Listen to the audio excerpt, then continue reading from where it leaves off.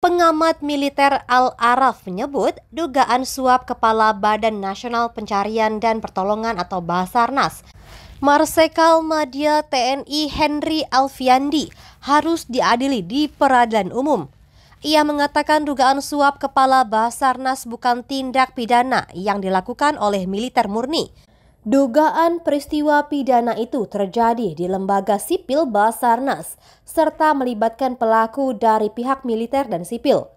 Menurutnya, ketentuan dugaan suap Kepala Basarnas harus disidang di peradilan umum mengacu pada Undang-Undang Nomor 31 Tahun 1997, Pasal 42 Undang-Undang Komisi Pemberantasan Korupsi atau KPK hingga KUHP.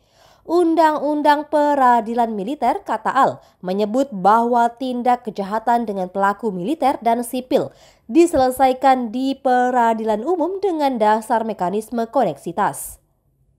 Ketentuan di Undang-Undang Peradilan Militer ini diperkuat pasal 89 KUHP yang menyatakan bahwa ketika terjadi tindak pidana yang dilakukan bersama-sama oleh para subjek hukum yang masuk lingkup peradilan umum dan militer, maka mereka diadili di peradilan umum.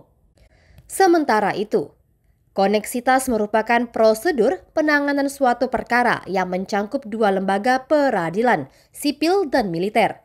Kasus yang ditangani secara koneksitas akan disidangkan di peradilan umum. Kecuali kalau ada keputusan dari Menteri Pertahanan yang menyebutkan bahwa kasus tersebut ditarik untuk kepentingan peradilan militer, ujar Al-Araf. Namun demikian, sampai saat ini Menteri Pertahanan Prabowo Subianto belum mengeluarkan keputusan menarik penanganan kasus Kepala Basarnas ke peradilan militer. Dengan demikian, ia mengatakan sampai saat ini KPK masih bisa menyelesaikan dugaan suap Kepala Basarnas di peradilan umum. Ia juga menekankan penanganan perkara dugaan suap Kepala Basarnas di peradilan umum ini juga dilakukan demi menegakkan konstitusi dengan dasar asas prinsip persamaan di depan hukum atau equality before the law. Di mata hukum, siapapun warga negara memiliki kedudukan yang sama, baik pelaku merupakan menteri, anggota DPR maupun TNI.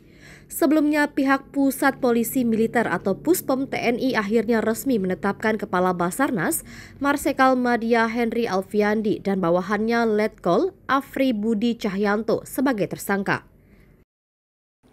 Terima kasih telah menonton. Jangan lupa like, share, subscribe, dan klik lonceng ya.